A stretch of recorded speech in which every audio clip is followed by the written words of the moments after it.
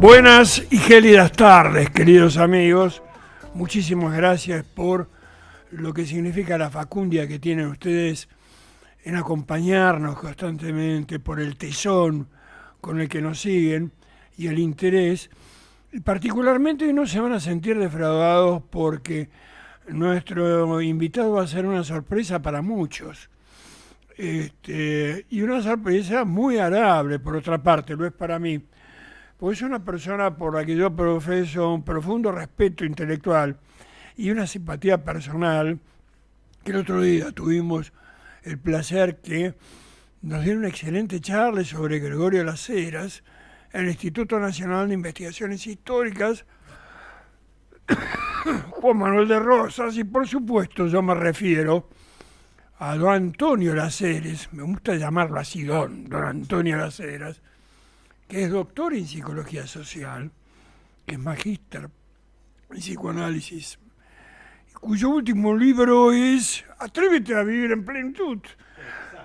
Exacto.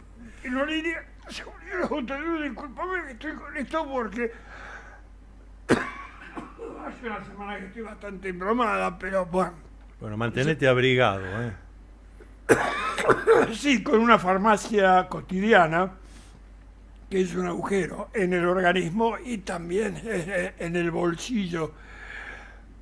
Pero particularmente importante tu presencia, Victoria, porque vos sos una de las personas que con más detalle, mayor seriedad y mayor facundia ha estudiado la figura de Carl Gustav Jung. Perdón, suizo-alemán. Porque ya Suizo es alemán. otra cosa, Jung. lo estoy pronunciando mal. Exactamente. Una de las que les agradecería que vos te refieras en este momento. Porque julio es el mes de Jung. Jung, claro. Vos hace poco diste una interesantísima conferencia al respecto en la Sociedad Argentina de Escritores, con bastante repercusión. Me gustaría que te refieras a eso. Sí, pero en realidad, además de estar muy contento de que me hayas invitado para poder hablar de Carl Gustav Jung, debo decirles a todos, vos como conductor, a la gente de la radio, que desde el título, ya es un programa junguiano, porque habla de la máscara.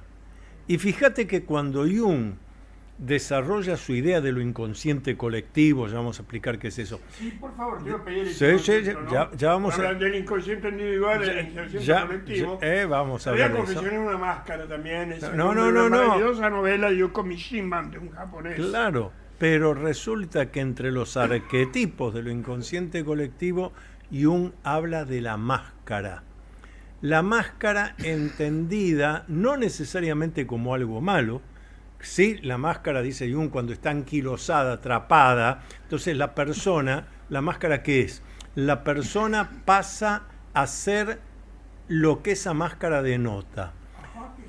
No, un gran maestro en este tema, un gran profesor que tuve, que todavía sigue escribiendo libros con sus 91 años de vida, el profesor doctor Vicente Rubino nos decía en la Universidad de Belgrano, donde yo hice la especialización en Jung, Rubino nos decía, en aquella época, ustedes se acordarán, los abogados iban a ejercer su profesión vestidos en traje, no solo corbata, chaleco. Y entonces el doctor Rubino nos decía, bueno, mientras está ejerciendo la profesión docente, haciendo la defensa jurídica, ahí ese es el uniforme, la máscara. Hay una ritualidad. Claro, ritualidad, la máscara. Ahora, si después cuando está los domingos en el asado con los amigos, sigue estando en traje y queriendo dar cátedra, está poseído por la máscara. Ese es un cuadro psicopatológico, hay que ir al psiquiatra. Poseído por la máscara, qué buena definición. Y eso es un cuadro Claro, psicopatológico. Claro, porque la máscara es útil en la medida que sea elástica y plástica. Vos aquí conduciendo el programa, yo respondiéndote, tenemos cierta máscara, que es evidente que no es lo mismo que cuando estoy hablando con mis hijos a las 5 de la tarde tomando un café. Y eso es bueno. Eso significa que en cada momento y lugar hay una manera de expresión a través de la ropa. Sobre todo yo en el ámbito político. Claro. En el ámbito político, el que construye un personaje, se construye a sí mismo como personaje, lo vende, pero el problema es cuando se lo termina creyendo. Ahí está poseído. Y no voy a dar nombres, pero algunos son bastante conocidos, que arman todo un personaje, pero se lo terminan creyendo. Y entonces... Pero esto es algo que... Acá me pongo como Beatriz Arro, conmigo no varones. Esto es algo que tiene que ver con la condición humana. Lo importante, tal como vos señalaste recién, es que yo no me lo crea, sino que yo pueda tener esa máscara elástica y plástica. Ahora, me decías, Julio, el mes de Carl Gustav Jung. Sí. Hay muchos que asumen esa ritualidad inconscientemente y después conscientemente, y se lo creen, y la quieren imponer. Es que cuando se lo cree, ya no es algo del orden de la conciencia. Si yo me creo lo que no soy, esto es algo que tiene que ver con el orden de lo inconsciente. Por eso Jung dice, está atrapado por la máscara. No lo hace a propósito, ojalá, porque si lo hiciera a propósito está actuando. Y si tiene conciencia de actuar, bueno, está sano, está bien, no hay problema. Si tiene conciencia que está actuando, claro. Tiene conciencia de que es ficticio eso. Claro. Yo suelo dar... Cuando no tienes conciencia, entonces evidentemente no vivís la realidad. Pero es psicopatológico. Si yo nadie me puede acusar de algo de lo que yo no tengo conciencia. En todo caso, hay que comprender que estoy atravesando un cuadro psicopatológico, una enfermedad psíquica, porque si no tengo conciencia no lo hice a propósito. Ahora, sin embargo, fíjate que en el campo de las artes y de las letras, el no lo hice a conciencia, o sea, el que se abra un canal desde lo inconsciente a la conciencia, eso es realmente creación. El escritor que dice, me senté a escribir este cuento, tenía una idea en mente, eso es la conciencia. Pero me puse a escribir ahí en la computadora y salió otra cosa. Vino de lo inconsciente. El artista plástico que frente al lienzo tenía una idea, pero empecé a garabatear y salió otra cosa. Todo eso salió ¿de dónde? De lo inconsciente. Entonces, hay aspectos creativos que cuando dejás fluir de lo inconsciente a la conciencia, no solo son sanos, son valiosísimos para la comunidad. Otros no. Si yo me creo lo que no soy, ya es otra cosa. Exacto.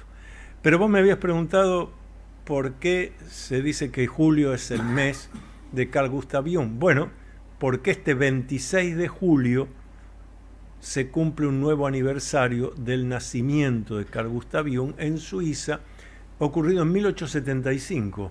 Fue muy longevo para todas las cosas que tuvo que atravesar en vida. ¿En qué localidad de Suiza? ¿En qué localidad de Suiza nació? No me acuerdo.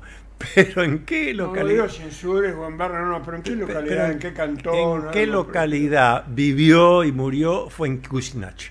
Obviamente en el cantón de habla germánica, seguramente. Sí, pero evidentemente en un cantón donde el italiano también se hablaba. Ajá. Porque Jung no solo hablaba bien italiano, sino que tengo una anécdota contada por la única persona que he conocido, hasta hoy, que lo conoció a Carl Gustav Jung. Fue otro de mis maestros. ¿Y se comunicaba con él en italiano? Voy a contar la anécdota. Tengo que contar la anécdota. Esto fue otro de mis maestros, el doctor Aldo Imbriano. Doctor Aldo Imbriano nos contaba que un congreso de neurología, los primeros tiempos de desarrollo neurológico y demás en la medicina, y lo invitan a un congreso en Suiza. Y él nos decía a mí, a sus alumnos, nos decía, yo dije Suiza, no me voy de Suiza sin conocerlo a Jung. Estoy hablando de 1954. 1954. Jung muere en 1961. Posguerra, sí. Exacto. Entonces, bueno, cuando ya termina el congreso todo, en el hotel, vea, necesito un auto, algo que me lleve. Yo estoy buscando ir a la casa de Carl Gustav Jung. El recepcionista del hotel dice, la casa de Jung, mire, cualquier taxi, usted dice quiero ir a la casa de Jung, lo lleva. Todos conocen. Primera sorpresa, 1954. El doctor Imbriano va ahí en el taxi a la casa de Jung. Y el taxista le dice, mire, es esa casa donde está el señor ese, el jardinero ese. Bueno, esa es la casa, ese hombre está ahí limpiando el jardín de la casa de Jung. Jung ya era viudo para esto, su esposa Emma había fallecido. Entonces, nos contaba el doctor Imbriano que fue y empezó más o menos en francés, porque el alemán no hablaba, y el hombre le contestó, sí, pero el jardinero le contestó en francés, pero le dijo, yo lo voy a entender mejor en italiano. ¿Por qué no parliamo in italiano? Ecco. Que lo capiamo meglio, sì. Ecco. Entonces, dice que estuvieron 10 o 15 minutos hablando en italiano. El jardinero, un señor con un rastrillo, un gorro de paja y un mameluco, un señor grandote, hablando, hasta que finalmente el jardinero le dice en italiano, ¿qué es lo que necesita usted? Y el doctor Imbriano dice, bueno, yo, si fuera posible, no sé si usted puede averiguarme, yo quisiera, ya le dije, vengo de Argentina, tan lejos, aunque sea 10 minutos hablar con el doctor Jung. Y el jardinero sigue arreglando el pasto, lo mira con cara condescendiente y le dice, hace 15 minutos que está usted hablando con el doctor Jung. Hace 15 minutos que está hablando yo. Pero sono io. Claro, pero el jardinero dice. Sono io. Bueno, lo hizo pasar, hablaron 20 minutos. Pero lo interesante es, ese hombre que era el psiquiatra más prestigioso de toda Europa, que ha quedado en la historia, etc., ese hombre se hacía ratos libres para ponerse ropa de jardinero y arreglar el jardín de su casa. Claro, pero eso era una terapia para él, evidentemente. Y él lo dice, él lo dice. Terapia. Cuando tengo ese tiempo de más, ahí pienso mejor. Jung fue una personalidad extraordinaria, pero también hay que decir que cuando digo extraordinaria, lo digo por anormal, atípico y diferente. Jung era una personalidad fuera de lo normal. No nos olvidemos que cuando usamos la palabra normal, la usamos como nos lo enseñaron en metodología de la investigación científica. Normal es allí donde se encuentra la mayor cantidad de individuos de una muestra. Normal no es sinónimo de sano ni de bueno. Normal es, hago ahora una encuesta y lo normal es que la gente diga que hace frío. Eso en sí no es bueno ni malo. Hago la encuesta y lo normal es que la gente me diga que está frustrada. Eso no es bueno, pero es normal. Bueno, por eso yo cuando hablo de Jung como personalidad anormal, digo alguien que vivía de una manera diferente. Ejemplo concreto. Carta de Emma Jung escrita a Sigmund Freud. Hoy, al mediodía, he visto a Carl que subió al bote, se fue remando. Debe haberse ido a su torre, la torre de Bollingen, que después se transformó en una edificación. No conozco si vendrá esta noche, el fin de semana, a fin de mes o cuándo. Es la esposa la que está escribiendo esto. Entonces, Emma ya tenía claro que si su marido se iba remando a la torre para estar solo, para concentrarse, para volver a estar en sí mismo, bueno, él ni avisaba a nadie. Y entonces ella era la que tenía que hablar con la secretaria, decirle, bueno, suspenda los turnos, me ocupo de los chicos, pues, tuvieron varios hijos. Ya eso solo te demuestra que para ser esa personalidad extraordinaria vos tenés que atreverte, lo del título de mi libro, Atrévete a vivir en plenitud, tenés que atreverte a llevar adelante una vida fuera de lo común. Jung tenía una gran capacidad para los idiomas, era políglota, pero, por ejemplo, quería estudiar este tema de los arquetipos que hablábamos hace un rato y cómo funcionaban algunos grupos culturales del África. Y lo hizo. Viajó, pasó varios meses en África. El tema es que cuando llegaba a los lugares, hablaba el dialecto de cada uno porque lo había aprendido primero. Y lo hablaba tan bien que esos grupos culturales les asombraba que un señor alto, blanco, de ojos celestes y rubio, hablara tan bien el idioma de ellos, sin haber estado nunca ahí. Una personalidad extraordinaria, pero dedicada exclusivamente a lo que él entendía que debía ser, lo que él tenía que hacer. Este es un concepto muy profundo. No tiene que ver con cosas que escuchamos habitualmente. Yo quiero, no quiero, me gusta, no me gusta. No, desde el legado del conocimiento de la mente humana que nos dio Jung, quiero, no quiero, me gusta, no me gusta, son engaños de la conciencia.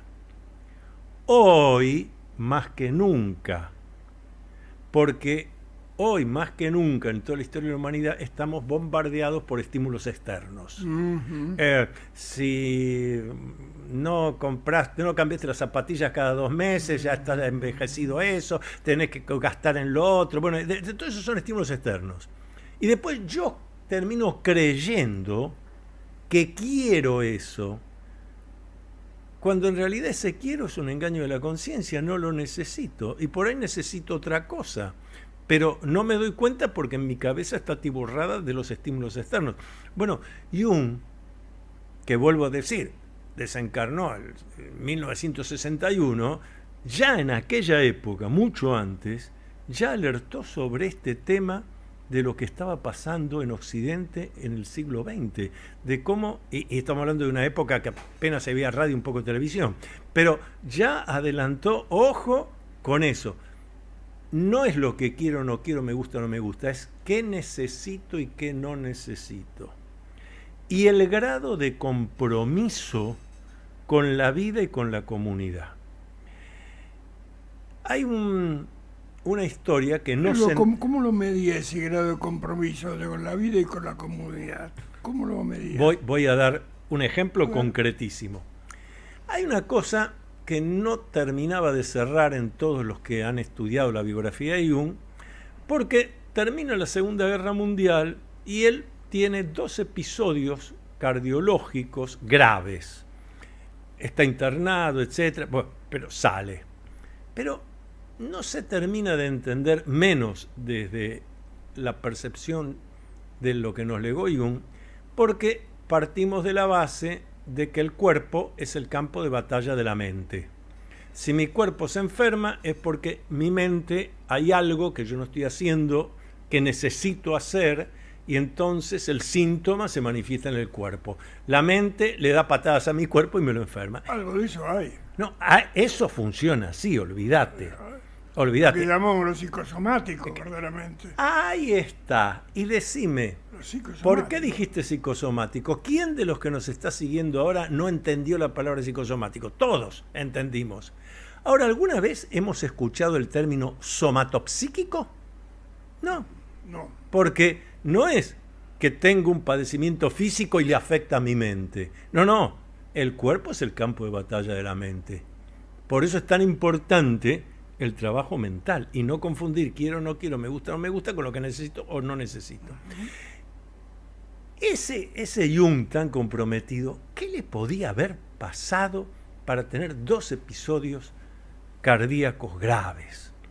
Y antes de eso, en plena Segunda Guerra Mundial, empezó a tener una conducta que le preocupó mucho a Emma, su mujer, porque Jung empezó a poner una pistola automática todas las noches debajo de la almohada de su cama.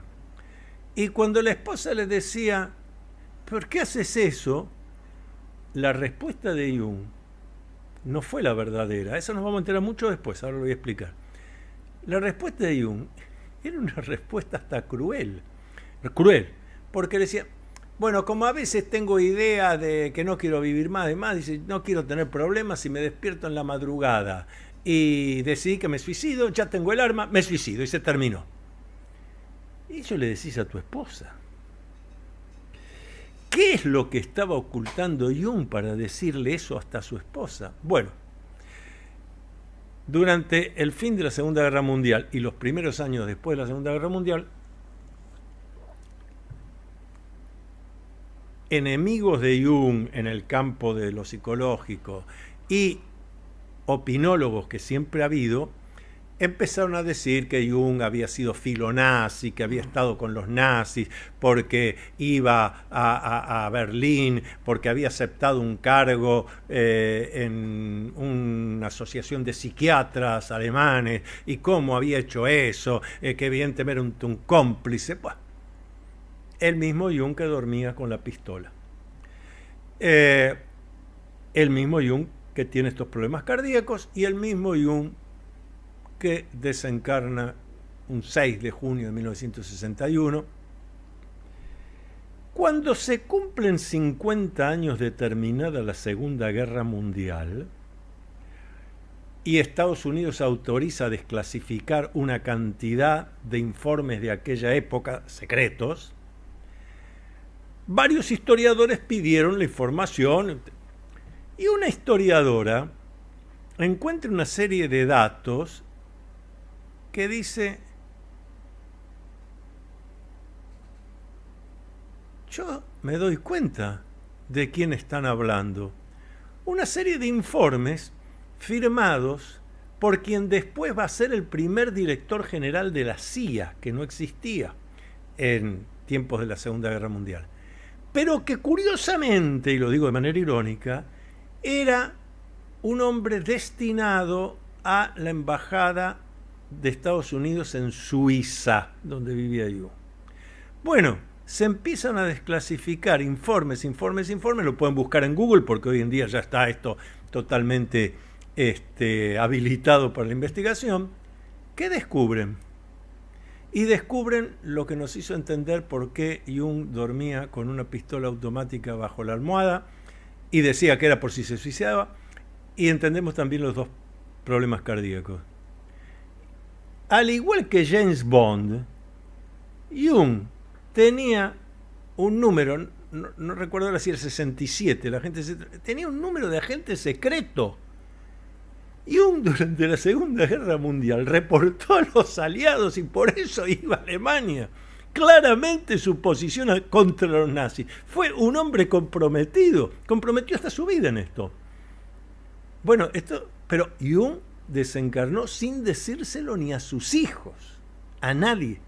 Si no se hubieran abierto al cumplirse 50 años todos esos archivos que estaban en los Estados Unidos, nunca nos hubiéramos enterado de que el supuesto filonazi, colaborador, fue, como hombre brillante para la mente, fue un brillante agente secreto.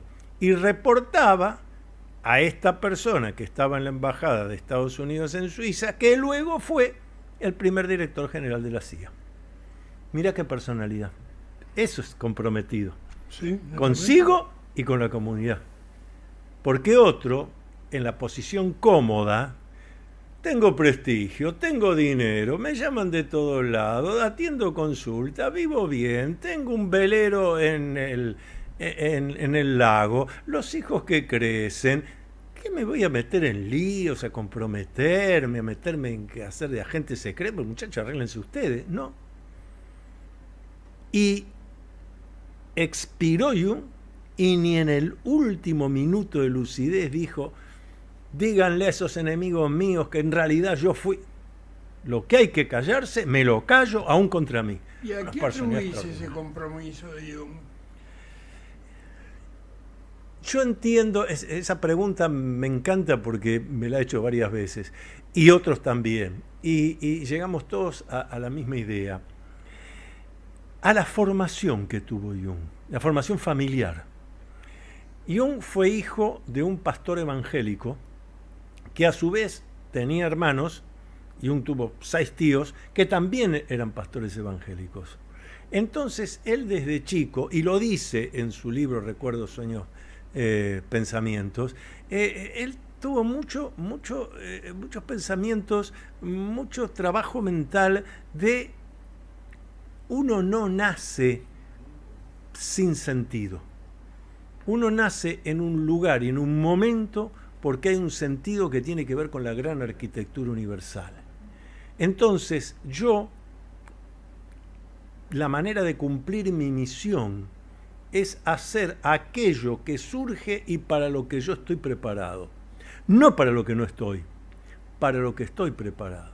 Por eso se atrevió también a cosas que otros en el campo de la ciencia jamás harían. Hay un conjunto de poemas de Jung, 7 sermones para los muertos. Es un libro de poemas, que él hizo una edición pequeña solo para la gente llegada a él, después hizo ediciones más grandes. Pero sos el psiquiatra, tenés un prestigio bárbaro, Sigmund Freud dice que sos su príncipe heredero, y vos te pones a escribir sermones para los muertos. Esto te desprestigiaría. A Jung no le importó. Es decir, lo que copia es voy a buscar la palabra correcta, hace lo mismo que propone San José María Escrivá de Balaguer. Cuando Escrivá de Balaguer dice, lo que se debe hacer, se hace.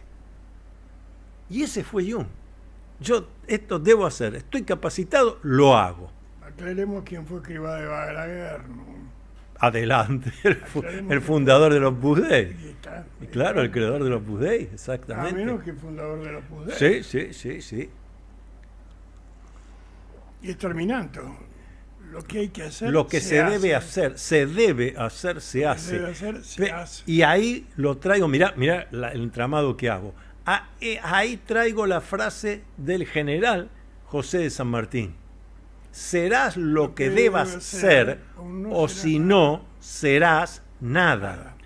El Devas de San José María Escrivá de Balaguer, como el Devas del general San Martín, no son el Devas que quizás aprendimos nosotros en la escuela primaria, el dedo acusador. Vos debes. No tiene nada de dedo acusador. No es una obligación que de afuera me imponen. Es lo que yo siento y pienso que debo hacer. El Devas mío. Ni San Martín ni Escrivá de Balaguer están pensando en el otro te tiene que dirigir la vida. Vos, si no haces esto, el dedito acusador. No. Lo que debas hay que asociarlo a la esencia que yo traigo, a lo que hay en mí, a los roles y funciones que soy capaz de hacer. Eso es lo que debo. Y eso es lo que necesito para estar en armonía. Aún en una vida difícil, porque mencioné a San Martín y ahora estábamos hablando de Jung, vidas difíciles, no cómodas. Y hay que preguntarse si la comodidad tiene algo que ver con el bienestar, porque probablemente la comodidad también es un engaño de la conciencia y te priva de eso que para Jung fue clave, que es el ejercicio de la libertad. Me viene a la memoria algo que dijo el presidente John Fitzgerald Kennedy. Kennedy decía, en castellano es así: la comodidad es la carcelera de la libertad. Fíjense lo que estamos hablando. La comodidad es la carcelera de la libertad. Lo normal es creer al revés. Si estoy cómodo, bueno, estoy bárbaro, estoy haciendo lo que yo... Kennedy no era precisamente una estoica tampoco. Claro. No era un estoico. Justamente, ahí muy bien lo que decís. No estoy hablando de un estoico, estoy hablando de un... mi tío abuelo hubiera dicho un bon vivant. Bueno, no tiene nada de malo. No, si te hace bien, no dejes de hacerlo, porque si no te frustras. Pero la idea habitual es si estoy cómodo, estoy bien. No, es probable que está cómodo porque perdió su libertad. La libertad es un lugar incómodo. Ahí es qué buen ángulo. Pero si estás cómodo es porque perdiste tu libertad. Qué buen ángulo de análisis, verdaderamente. No se me ocurrió. Sí, sobre todo teniendo en cuenta que en los últimos años se hizo habitual hablar de un espacio llamado zona de confort. La zona de confort es un lugar de comodidad, pero la zona de confort es una idea de buenos agentes de ventas. De ventas. Es hacerle creer, es una creencia. La comodidad de la propaganda de un colchón, de un acondicionador de aire, una cosa así, o de una licuadora, en fin. Y a veces peor, a veces hacerte creer que vos te endeudás, sacás un crédito para irte de vacaciones. Y después volvés de las vacaciones, hay que pagar la primera cuota, pero estuviste gastando, así que la plata no está. Por lo cual, el que te dio el préstamo está muy contento, porque vos no vas a poder pagar. Pero no importa, haga el pago mínimo y el resto yo se lo refinancio y le sigo cobrando intereses. ¿Qué más quiero? Gano cada vez más yo porque usted fue un irresponsable. Bueno, en cierta forma también la esencia del capitalismo, eso, ¿no? Verdaderamente. Pero será la esencia del capitalismo y de lo que vos quieras, pero yo tengo que tener... Lo que estamos viviendo actualmente en términos económicos. Pero yo lo que digo es que uno tiene que tener el criterio de realidad para tomar las decisiones.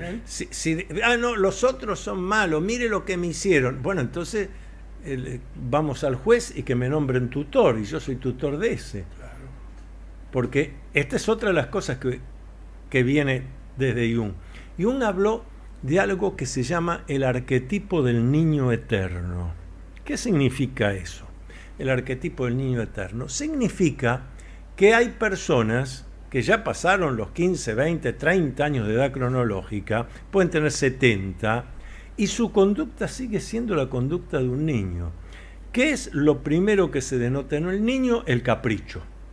Y el hecho de que el otro le tiene que dar. Cuando es un niño es necesario que haya adultos que le den. Ahora, a medida que van pasando los años, yo tengo que aprender a procurarme las cosas. Si el desastre de mi vida se debe a que mi mujer no me entiende, los hijos no sé qué, el gobernante de turno, el jefe de la empresa... bueno, hay una conspiración contra mí. No hay una conspiración contra mí. Es el arquetipo del niño eterno. Yo sigo actuando y pidiendo que venga otro a resolver lo que debiera resolver yo. Después, si lo hace el capitalismo, el socialismo, un ovni, venga quien venga, el señor. Si me sucedió es porque yo lo permití. ¿Qué me pasó? Este es un planteo bien de Jung. ¿Qué me pasó por lo cual yo cometí este error? ¿Qué me pasó a mí? No, la culpa fue aquel que no me entendía. No, ya, psiquismo infantil. No. ¿Usted se equivocó? ¿Por qué se equivocó? Yo mismo pienso, pido ayuda a la persona que me pueda ayudar al respecto, no un opinólogo, porque vos conocés, hoy en día la opinología es otra pandemia. Otra pandemia. Entonces, no, opinólogo no. A ver, ¿quién ya resolvió esto? ¿Quién está formado para ayudarme en esto? Muy bien. Resuelvo, corrijo el error. Porque otra cosa que también nos han metido es como que uno tiene que tener actos de infalibilidad. No, la única ambición que un ser humano no tiene que tener es la de infalible, porque los humanos nos equivocamos y gracias a que nos equivocamos podemos crecer y evolucionar. Lógicamente. Pero si yo tengo miedo a evolucionar, entonces a que me voy a equivocar, entonces no lo hago. Si lo hago y me equivoco, la culpa no es mía, es del otro. Bueno, lo lamento, va a sufrir mucho. Va a sufrir mucho. Pero dejemos de echar la culpa a los demás. Las cosas suceden porque algo hice yo. Yo me quedé con la incógnita, te vuelvo a... Es decir, ¿a qué atribuía a Jung esas manifestaciones de gente que decía ver determinadas cuestiones en el cielo? Que después él la atribuía para otros lados, e inclusive con una predicción de catástrofes o algo por el estilo. Porque él escribió sobre eso justamente el libro, vos me contaste que lo tuviste. Sí. Ese fue el último libro que escribió Carl Gustav Jung, 2 años antes de desencarnar, 1959, sobre las cosas que se ven en el cielo. Que después del 59 empezó todo el fenómeno ovni, un montón de cuestiones más. Claro, Pero digamos, ¿a quién lo atribuía Jung? Jung, sobre las cosas que se ven en el cielo, no da, obviamente, lo enfoca desde el ángulo absolutamente científico. Entonces él no dice esto es tal cosa. Él hace análisis hipotéticos, hipótesis. Una hipótesis que tiene, él ya 20, 30 años antes había sorprendido al estudio de la mente humana diciendo que hay aspectos psíquicos que, obviamente lo psíquico es del orden de lo no físico, pero que hay aspectos psíquicos que son psicoides. ¿Cómo es eso? Psicoides. ¿Cómo se entiende? Entendiendo eso por psicoide algo que, si bien es psíquico, puede tener una manifestación física. Eso se llama psicoide. En el legado de Jung eso es psicoide. Algo psíquico, o sea, del orden de lo no físico, pero que puede tener una manifestación física. Entonces, una de las explicaciones que dan sobre las cosas que se ven en el cielo es eso. Él dice, esto podría ser manifestaciones arquetípicas de lo inconsciente colectivo, pero que se dan en la atmósfera para generar una reacción en los humanos mismos, que somos los mismos que lo estaríamos produciendo de manera inconsciente. ¿Una reacción para qué? Una reacción para no quedarnos en la idea de que solo existimos los humanos en la Tierra, para ampliar la visión cósmica, un tema que le interesaba mucho a Jung, la visión cósmica. Sí, esos son los aspectos de Jung que a mí también me interesa, esa concepción cósmica de él, ¿no? Verdaderamente, que es trascendente. Sí. Es muy interesante, él se adelanta muchísimo a su época, verdaderamente. Sí. Porque después vino un enorme macaneo, no toda la gente tenía la claridad mental de este titán. Bueno, todos en Carl Gustav Jung.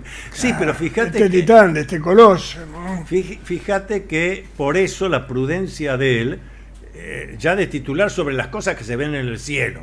Así que las cosas, no está diciendo son platos voladores, son... Sí, obviamente.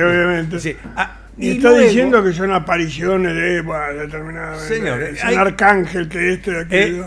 Pero también hay capítulos ahí dedicados a decir, bueno, pero desde hace mucho tiempo hay mitos, hay leyendas donde se habla de cosas que se ven en el cielo. Claro, eso sí. Él lo dice. Y una frase interesante al castellano es cuando él dice, un asunto tan difundido no puede ser considerado insignificante y gratuito.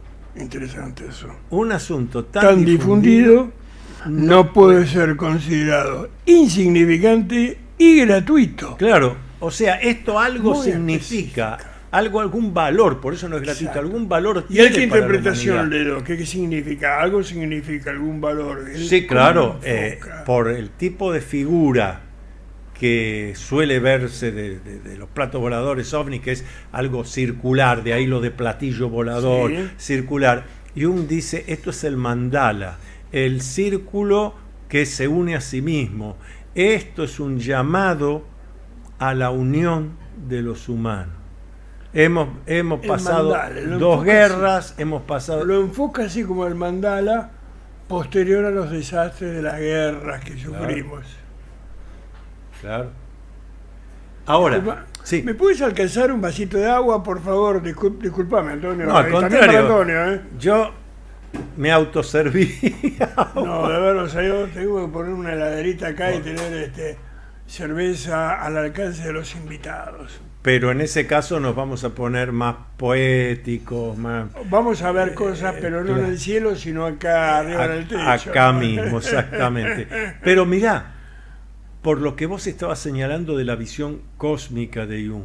Sí, ahí está, ¿no? El mandala, a mí me interesa eso pero que va más lejos todavía, porque Jung estaba convencido, no que creo o no creo, ahora voy a contar bien la anécdota. A ver, pero estaba convencido de que cuando el humano desencarna, y por eso usó el término desencarnar, la vida continúa. Es decir, ¿cómo entendés vos desencarna? Cuando abandona el cuerpo, la cáscara. Exacto, cuando abandona esta envoltura, ¿no? Esta es una posición bien platónica del filósofo Platón. Platón dice, nosotros estamos libres, vivos realmente, antes de encarnar, cuando es solo el alma. Es el idealismo, ¿no? Claro. Somos una idea que después toma. Claro. Un cuerpo, cuando se encarna, cuando volvemos a nuestro estado de espíritu verdaderamente. Claro, y cuando estamos encarnados, según Platón, es cuando estamos presos, porque estamos limitados al cuerpo. Estamos limitados al cuerpo. Que la traducción del griego al castellano, me gusta mucho señalarla, sobre todo porque estamos desde hace décadas en una época de lo importante que es el cuerpo. Pero la traducción de los diálogos platónicos, cuando él se refiere al cuerpo, dice el fardo de carne. El fardo de carne. Algo medio deleznable está planteando. Sí. Bien. Porque es corrompible, porque no carece de esencia, de pureza, es corrompible. Y cuando vuelvo a desencarnar, vuelvo a ser libre. Algo de esto toma Jung. Sobre todo porque él propone, si alguien nos dijera ahora, bueno, ya que están hablando de un psiquiatra, de un psicólogo, ¿qué proponía él para...? Bueno, más que la psicoterapia, porque esto también hay que aclararlo, Jung era un psicoterapeuta, sí, pero si nosotros reducimos Jung a una sesión en el consultorio, no hemos entendido un cuerno legado de Jung. Él habla de algo mucho mayor que llamó el principio de individuación. Individuarse no tiene nada que ver con, que hay algunas traducciones pésimas al castellano que dice individualización, lo cual hizo que los opinólogos dijeran, pero Jung quería que la gente fuera individual, que se separaran. No, está mal traducido. Dijo individuación, que debe entenderse como que yo sea capaz de convertirme en mí mismo, en el que verdaderamente soy, sacar mis capacidades creativas, mi compromiso con la sociedad, mi compromiso conmigo mismo, la concreción de mis deseos positivos de vida, no de vivir frustrado porque si al otro le gusta, no le gusta, si es que él no me va a querer, bueno, todo eso. Toda esa etapa se llama individuación. En una conferencia que está traducida y se puede encontrar en internet, de una conferencia que da en la Universidad de Basilea, al terminar surgen las preguntas de los alumnos y uno de ellos le dice, bueno, entonces la individuación es algo que debe hacerse toda la vida, hasta el último hálito de vida, uno tiene que seguir trabajando porque se puede individuar un poco más. Y uno le dice, sí, ha entendido usted perfectamente, sí, la individuación es algo que continúa y continúa hasta el último de los días. Y si me permite decirle, estoy convencido que la individuación continúa después que usted ha dejado de tener el hálito de vida. Es decir, la individuación continúa después que uno perdió el fardo de carne. Esa idea... Por eso también tan controvertido. Pero Jung estaba convencido de que la vida continúa, no después de la muerte, porque es de vuelta la idea de desencarnar, es un tránsito, bueno, en una época vos todavía tenés, pero yo en una época tuve cabello, después ahora no tengo cabello, se me cayó, pero sigo siendo yo y sigo evolucionando. Bueno, esta sería la misma idea. Pero te das cuenta que estamos hablando de alguien que trabajó mucho este tema que me parece que es clave, la esencia de la condición humana, qué soy y qué voy siendo, porque otra idea de él es, no existe el ser humano soy ya terminó, no, uno es un siendo, siempre puede seguir evolucionando, cosa muy útil, por eso tantos dicen que Jung es un pensamiento para el siglo XXI, cosa muy útil hoy, cuando la expectativa de vida ha avanzado tanto, los científicos, los médicos, los gerontólogos, demás, están hablando de que no va a ser difícil llegar a los 100 años de vida cronológica.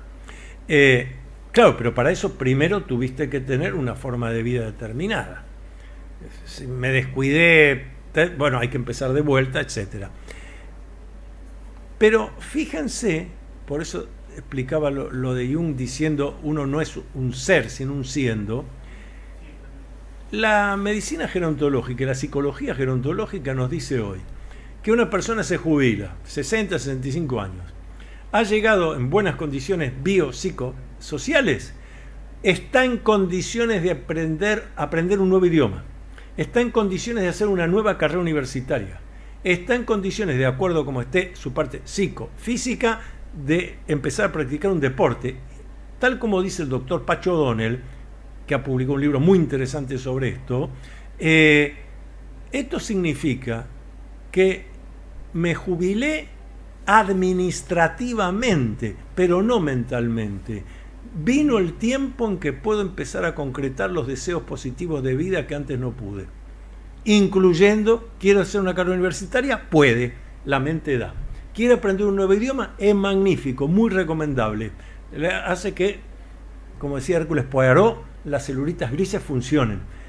Todo eso antes, ya antes de que esté ocurriendo ahora, Jung lo previó en este trabajo del principio de individuación. ¿Qué edad tenía cuando lo hizo?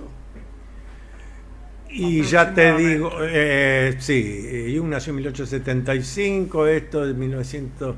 Ya en 1875, ya en 1925 hay trabajos donde Jung menciona la individuación. Lo que pasa es que siguió trabajando sobre eso. Un work in progress, es un trabajo en progreso. Lo mismo hizo Freud, lo mismo hacen todos los pioneros. Fueron mejorando, dando forma, esto es, pero finalmente esa idea es la que realmente es el trabajo que propone Jung. Hay otro ejemplo interesante para que se vea la diferencia con lo que habitualmente se supone de lo que Jung hubiera propuesto. En otra de esas conferencias que da en la universidad, termina de dar la conferencia y un alumno pide la palabra. Jung era muy irónico, muy irónico. Se divertía mucho con los demás. Entonces el alumno dice: doctor Jung, cuando usted atiende un paciente, y Jung estaba sentado como yo acá en un cómodo sillón, entonces cuando el alumno dice, el alumno era una persona, ya un joven de cierta edad,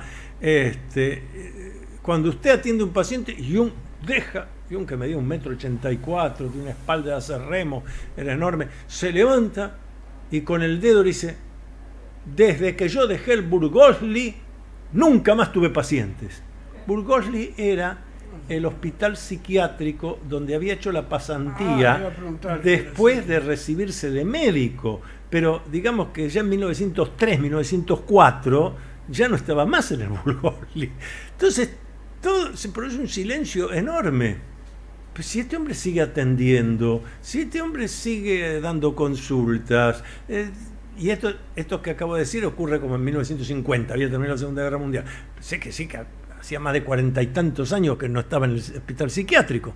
Entonces queda todo duro y esperando a ver qué hace. Entonces Jung se sonríe, se vuelve a sentar y le dice: ahora, si usted lo que me pregunta es de la gente que trabaja conmigo, eso sí tengo. Fíjense la diferencia que hay entre decir tengo pacientes y tengo la gente que trabaja conmigo, donde significa que los dos, el consultante, ya no paciente, porque tiene un rol proactivo, el consultante y el consultado, los dos hacen un trabajo donde se ayudan mutuamente. Obvio que después Jung, los libros que escribe para médicos, para los psicólogos, sigue poniendo paciente para que se entienda, pero es un libro, pero este es el concepto que Jung realmente quería: la gente que trabaja conmigo. Señores, este es un trabajo donde nos enriquecemos los dos. No tiene nada que ver con la idea del paciente. Paciente es un rol, como dice la palabra, pasivo. Yo voy y me entrego. No. La interpretación de los sueños, ¿cómo era en Jung la gente que trabajaba con él? vos eres el consultante de Jung, vos tenías un sueño, vos tenías que tener un cuaderno de sueños, vos tenías que escribir tu sueño, pensar y hacer tu interpretación del sueño, y cuando llegabas al día y hora de reunión con Jung, bueno, profesor, he tenido este sueño, se lo leo y ahora le explico, todo el rol era tuyo. Después él podía darte pautas de la interpretación del sueño, pero primero que nada, el consultante tenga confianza en sí mismo. Eso es parte de la individuación. No que el otro me resuelve, sino el otro me hace de espejo, me ayuda, tiene un mapa, mirá, el recorrido es por ahí, pero andá y hacelo vos. Mira, para ir cerrando el programa, porque se nos fue volando prácticamente, mi pregunta sería, como la de muchos oyentes, ¿no? ¿Cuál sería la perspectiva de Jung en este momento, en la actual sociedad globalizada, en que todos podemos hacer lo mismo? ¿Cuál sería el análisis que hace justamente? Estaría denunciando la trivialidad y la banalidad que imperan. Ahí está. La trivialidad y la banalidad que llevan a que cada vez haya menos pensamiento racional reflexivo, cada vez haya menos creatividad. La creatividad individual, hablo de cada uno. Sí. ¿No? No va a faltar quien nos diga, bueno, pero yo solo me he pasado en conferencias, gente que me dice, pero yo solo, ¿qué puedo hacer? Le digo, mire, esto te va a interesar a vos por tu profesión. Cuando me dicen, yo solo, ¿qué puedo hacer? Le digo, mire, estudiar historia, porque la historia de la humanidad demuestra que los grandes cambios, del orden que sea, siempre los hizo uno que un día dijo, esto se puede hacer distinto. Entonces, ¿qué es eso de que yo solo qué puedo hacer? Primero, empezar con usted mismo. Esto nos diría Jung. Y segundo, tenga perseverancia, porque es probable que usted genere un cambio que le sea útil a la humanidad. Ahora, para eso, yo tengo que ejercer mi libre albedrío, tengo que tener pensamiento racional, reflexivo, creativo, proactivo, lo voy a hacer yo, y tengo que tener otra cosa que el materialismo consumista nos sacó si no damos la batalla cada uno. Tiempo. Fíjate que hoy no hay tiempo. No.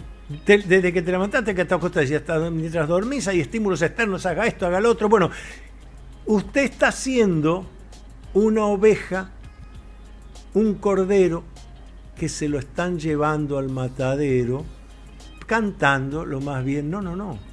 Hay que tener tiempo. Esto nos diría yo diría, por eso me iba yo, agarraba el bote, me iba en otros tiempos, y me iba a aislarme. Si yo no tengo todos los días un rato para mí mismo, para pensar, para reflexionar, che, esto que hago, lo hago bien, lo hago mal, a ver, puedo consultarlo con vos o con quién, que si no tengo tiempo para todo eso, alguien me está llevando. Exacto, entonces no sos libre. No, sos el mejor esclavo que puede haber. Porque los esclavos que tienen conciencia de esclavitud buscan salir de ahí, dar la batalla. Pero si vos te crees creencia que sos libre y en realidad sos un esclavo, estás en un problema muy serio, muy serio. Queridos amigos, espero que ustedes la hayan pasado tan agradable como lo he pasado yo. Lo que sucede que hablar con Antonio es como recibir una clase magistral, a incorporar toda una biblioteca tomando un café de la forma más... Para mí él estaba hablando de Jung yéndose en un botecito. Bueno, para mí me hizo acordar cuando yo practicaba remo, ¿no? De lo que eran mis tardes maravillosas en el delta del Paraná. Entonces, que en determinado momento parábamos, le digo, vamos a tomar unos mates, y parábamos a orillas de cualquier isla, pero con el agua ahí del río, nos preparamos unos matos y nos quedamos charlando hasta altas horas y no nos dábamos cuenta. Inclusive muchos libros surgieron así. Hubo gente que escribió y dice, esto surgió de una conversación que tuvimos después de remar de tal isla del río Capitán a tal lado, el Paraná de Las Palmas, junto con fulano, y que fue en ese momento de reflexión que se te van ocurriendo cosas, y sobre todo no solamente ocurrir, sino la capacidad de relacionar los conceptos de la gente que te acompaña, porque el pensamiento es justamente como un bote, es una sincronización de remeros. Somos varios que vamos sincronizados y hay un timonel que es el que va tomando, no las riendas, sino que es el que va tomando los resultados se lo va, y que diciendo vamos por acá. Así que he sentido yo el programa de hoy, Antonio. Espero que hayas estado a gusto, porque te vamos a convocar más seguido. Mucho más Cuando seguido. cuando quieras, pero que me emociona el recuerdo que traes. Debes haber andado por el Abra Vieja también. Por supuesto. Porque yo también fui remero de adolescente, de joven, me encanta el remo. El Abra Vieja, el Río Capitán, el Río Tigre, el Abra Vieja, porque yo aprendí a remar remando. Y justamente la vieja sección del Tigre. Yo era integrante, del Buenos Aires Rowing. Ajá, sí. Entonces tenías, por ejemplo, el famoso Club Regatas de la Marina, claro, que es una arquitectura maravillosa. El hispano sobre el Luján. El Teutonia. El Teutonia, después, sobre el Teutonia sobre el Tigre. Sí, sobre el río Tigre. Sí. También tenías el Aquaj. Sí, también sobre el Tigre más sobre adentro. El Tigre, claro, exactamente. El Aquaj. Club de Regatas Teutonia, el Aquaj. Pero bien, bueno, el de la Marina, bueno, el Rowing. El Rowing porque era el más antiguo, lo había fundado Sarmiento y siguen teniendo un edificio muy bonito, sí, verdaderamente. Pero también está al lado el italiano, que es el Canottieri, exactamente. El Canottieri, que tiene un edificio que es Little Venice, Pequeña Venecia. Y iba a decir yo, porque parece lo Venecia. Bonito que tiene el Tigre, lo que conserva la arquitectura, sí, de los viejos clubes, sí, de remo, ¿no? Pero que era toda una gimnasia, una forma de vivir. Y el Abra Viejo no me lo olvido más, como no me olvido más el río Capitán. Claro. Y el río Sarmiento. Todos vamos a dar al Abra Viejo, bueno, de la primera sección, no, bueno, estoy tratando de recordarlo todos los días. Me acuerdo de Carapachay, claro, me acuerdo, bueno. ¿Vos en qué club andabas? En Acoa. ¿En Acoa? En Acoa. Imagínate, este remero también. Sí. Porque agarraste inmediatamente. Claro, exacto. Bueno, el Acoa también tenía un muy lindo edificio. Sí, bueno, ahora es otra cosa, ya es una ciudad. Pero el Acoa en este momento Puerto Madero. Por eso digo, es una ciudad. Claro, pero en aquella época teníamos un edificio. Sí, hay que cortar, nos van a echar, sí, no nos van a dejar volver más. Nos cortan la luz en cualquier momento. Exactamente, así que luminoso abrazo, gracias pero por la invitación. Ahora te va a capturar la jefa, la dueña. Ajá. Esta no es Caridad Mira, está más brava. Ajá. Y es más buena, pero la jefa y te va a capturar para otros programas, y es brava. Y aparte totalmente es psicóloga también. Sí. Así que son colegas. Sí. Tienen para agarrarse. Estamos los dos muy agradecidos, nuestros oyentes también, porque varios me preguntaron a mí, ¿Qué te preguntaron? ¿cuándo va Antonio Las Heras? Ya llegó. Ya